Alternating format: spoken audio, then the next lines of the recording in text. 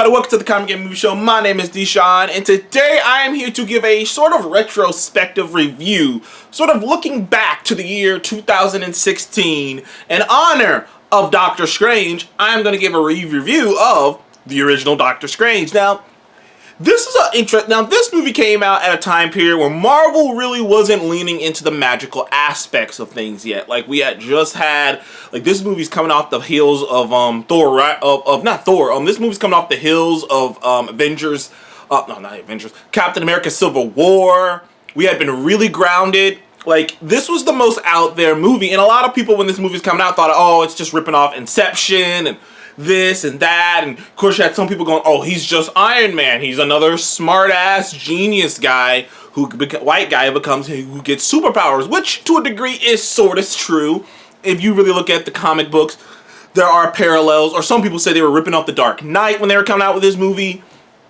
There was a lot of people saying that. Like, it's so funny because, like, I'm the type of person who, like, I remember how people talked back then. People, like, nowadays we live in a, I almost said we live in a society, but nowadays we're living in an era in the nerddom community, and just the nerdy community and the geek community in general, where people kind of go back in time and try in an attempt to rewrite history, in an attempt to rewrite the way people feels. And like I said, I've gone on and on about it. I mean, for as long as I've been alive, the prequels have been considered shit films. They were considered massive letdowns that were only made to be remotely watchable to good because of Dave Filoni and what he did with the Clone Wars show.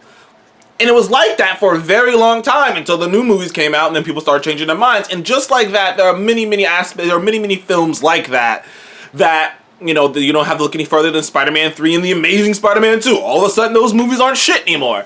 Like, there's a lot of retrospective, there's a lot of Monday morning quarterbacking and going back and rewriting of history and talking about how certain things, when it went this way. And there's a lot of that going on right now of people just trying to pretend like they didn't feel a certain way.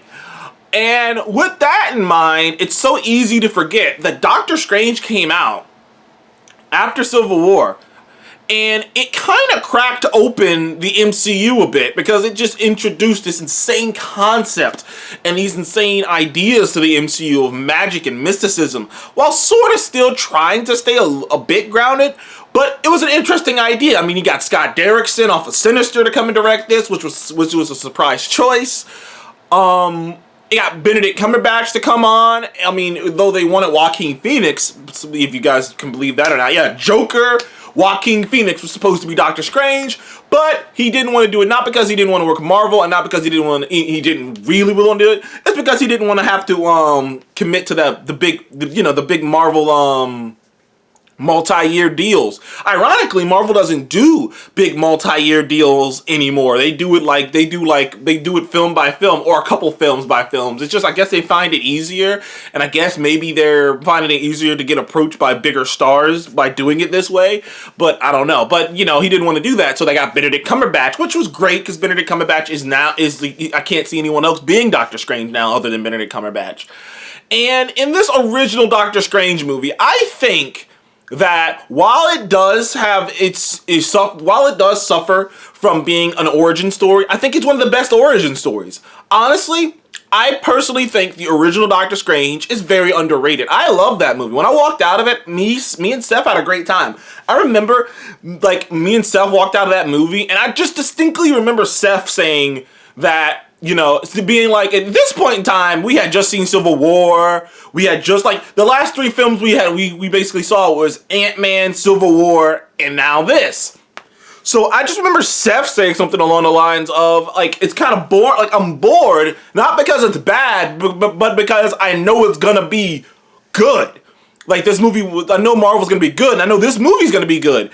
And at that point, I was like, wow, that's so weird because there's no real, like, now granted, I'm going to get the flaws out of the way up top. The villain is not the strongest. Now, I don't think Caecilius is, like, the worst villain I've ever seen in the world. Like, he's not Malekith. He ain't Whiplash, you know. He's not Malekith. He's not Whiplash. He's not even Killian, you know. He's not that bad. but you know, he's not that good either. I think like this is where Marvel kind of got into like I think this is where Marvel started getting into the whole phase of either the villains were good, either the villains were really good, or they served a purpose. Because that's how I felt about God damn it, Ronan, the Accuser, and Guardian. So many people said he was such a bad villain, and I was like, no, he's not a good villain. I'm not gonna fucking be like, oh my god, you got it wrong. He was a fantastic villain. No. But he served his purpose. He was a villain who was here to serve a purpose, and he served the purpose well. And there are villains like that. You know, there are villains like that which I don't really give them too much crap because I'm like, there are villains who they serve their purpose, and it's sad. I wish there was more to it, but you know, and that's about the same thing with Malekith. He was here to serve a purpose, to sort of be the antithesis of what Doctor Strange could be, someone who, you know, was wrecked, like how it's supposed to be kind of like a mirror of that Malekith could easily, not Malekith, what was his name? Caecilius. Caecilius could easily be Doctor Strange in another life, you know, if he had gone down a wrong path. That's you know, that's his purpose, and to shine a light on the complexities that the Ancient One, you know, was dealing with. And I mean, like I said, I enjoyed the fuck out of this movie. Tilda Swinton was amazing. I know there was a lot of controversy around Tilda being, you know, in the movie to begin with, but outside of the controversy, I still thought Tilda Swinton was so great in this. She's so funny, so charming, so wise.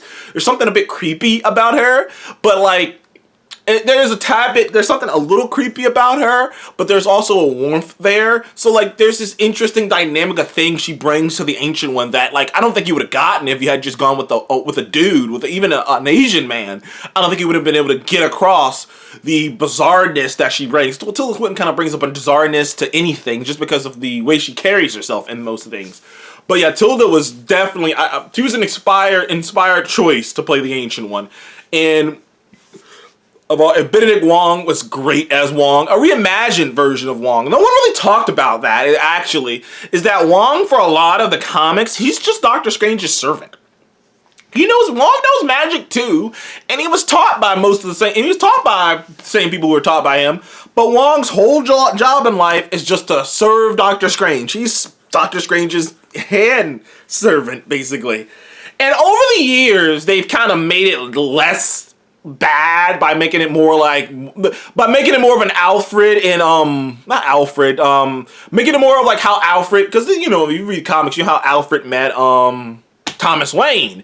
You know, they were friends. You know, Alfred and Thomas were friends. Alfred chose to work for him, you know, out of friendship. And, you know, he's like, I can do this. He chose to do this. Thomas didn't say, fuck you, Alfred, you're working in my house and you're the help. He's like, no, Alfred chose to do this. And over the years in the comics, that's kind of the vibe they've gone with Wong and Doctor Strange is Wong is chosen to serve under Doctor Strange because he thinks that's the best place he can be. You know, that's the best place he's suited to be. Not because he's his servant and, you look down on him. It's because he's a friend and this is the best place I can be to help him out. In the MCU, they went a step further by making Wong Strange's senior. Not making Wong someone who's been working at the Sanctum, someone who's been training longer than Strange. They're not equals, really, in terms of knowledge. They're like, Strange is a genius and whatnot, so he advanced highly, very fast, but Wong is his equal or his senior. Hell, right now in the MCU, Wong is technically the Sorcerer Supreme. And that was awesome. Plus Benedict Wong, ironically. Plus Benedict Wong is awesome. I've loved Benedict Wong for quite a while now, especially he was amazing in Marco Polo. If you've ever seen Netflix's Marco Polo, go check it out just to see Benedict Wong because he was amazing in that. I've loved him ever since. And he just has this bit, like he's that guy. There are characters and actors who can portray this mean guy, this nasty guy, but with a warm heart. You know what I mean? This fucking rough. He's like a grizzly bear with the heart of a teddy bear, dude. Because he's kind-hearted. He's funny. He's got this grizzled you know, old, I'm too old for this shit kind of mentality to him quite often. And, you know, him and Strange make an interesting pairing, you know. They're a duo instead of Wong being his servant. They're equals, they're a duo. And I was so welcome to that change. That change was one of the best changes. Also, the special effects in this film are some of the best special effects ever put in a movie, in my opinion. The special effects in this movie are awesome. I mean, awesome.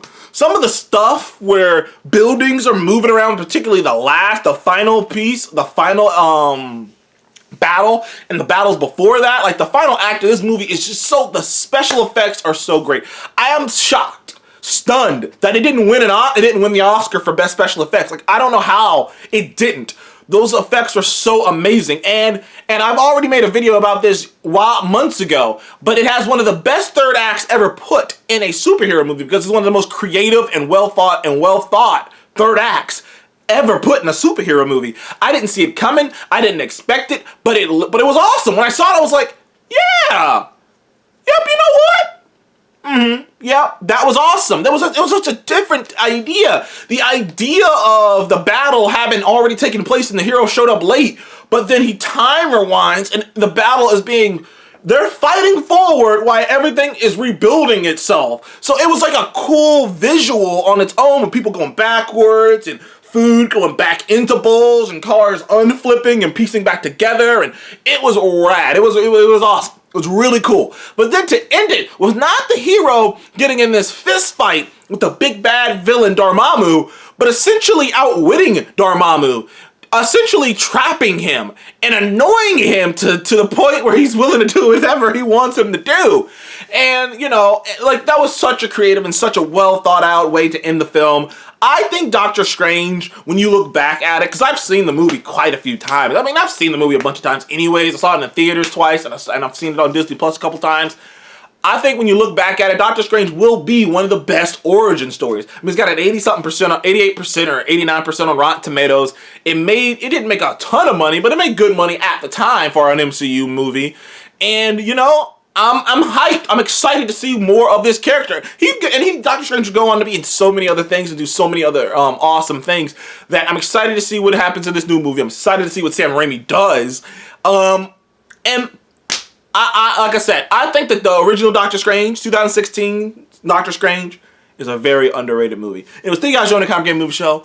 Please like, subscribe, and what did you think of the original 2016 Doctor Strange? I thought it was a great movie. I remember thinking it was a great movie when I left the theater, but the villain was a bit weak, and admittedly, it is trapped in the origin story bubble, so that you know it's not gonna go too far from it, but the ending was so creative and so unique that I was like, well, I mean, fuck, that was amazing. So, I mean, yeah, you gotta give it credit for that at the very least. Anyway, thank you guys again. I'll see you guys on the next one. Goodbye.